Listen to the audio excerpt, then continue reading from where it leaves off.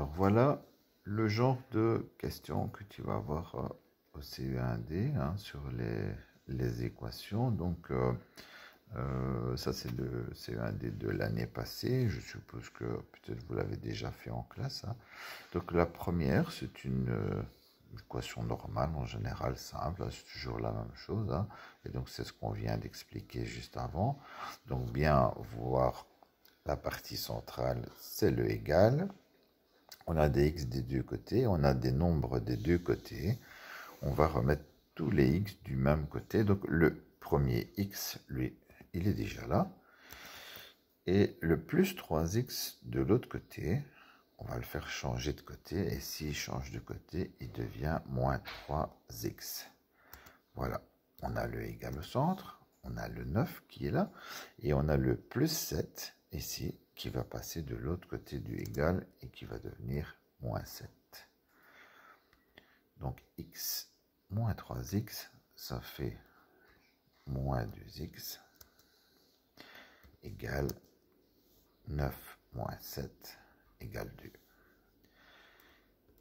Maintenant, je dois, pour avoir x divisé par moins 2,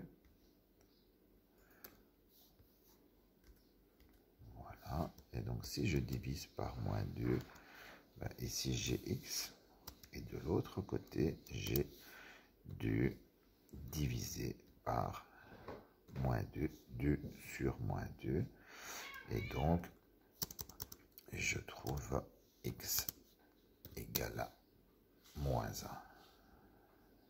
Alors une chose importante que je n'ai pas encore dit dans les deux premières vidéos, c'est qu'une fois que tu as trouvé la solution de l'équation, ça veut dire qu'en fait, pour que l'égalité soit bonne, il faut qu'on remplace le x par moins 1. Et donc, on peut faire à chaque fois la vérification. N'hésite pas à faire la vérification. Je viens remplacer ici le x par moins 1. Donc, moins 1 plus 7, ça fait 6 de ce côté-là. Et de l'autre côté, 9 plus 3 fois moins 1. Donc, 9 moins 3, ça fait 6 aussi. Si je trouve 6 égale 6, ça veut dire que en fait, le x, c'est bien moins 1. Et donc, ça veut dire que mon équation est bonne. Si tu as besoin de plus d'explications là-dessus, n'hésite pas à le demander. Donc, je remplace et je vérifie que l'égalité est bonne.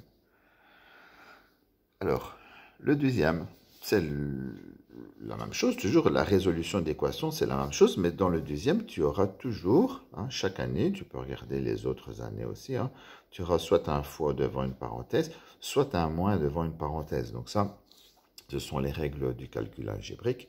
Fois devant une parenthèse, on distribue. Moins devant une parenthèse, on change. Quand on enlève la parenthèse, on change tous les signes.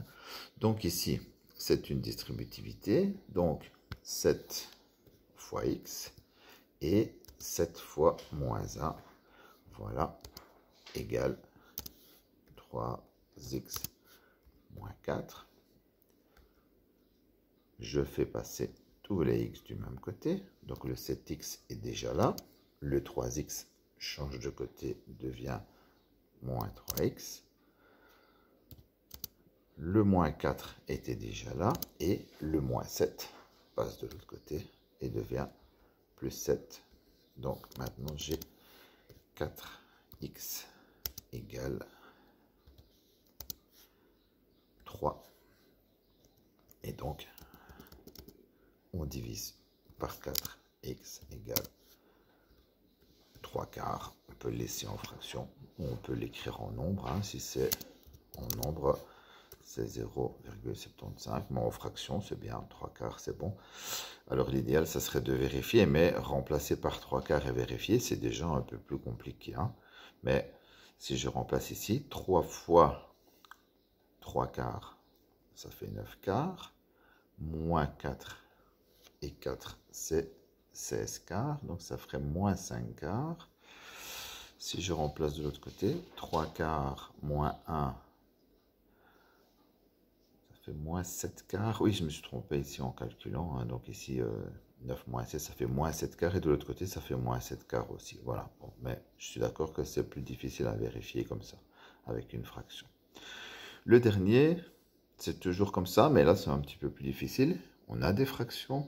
Et donc, l'idée, c'est de tout mettre au même dénominateur. Donc, le premier, c'est 3 cinquièmes de x. Ça peut rester comme ça. Je vais le faire sur papier parce qu'avec l'ordinateur, c'est difficile à faire. Je te le fais à part.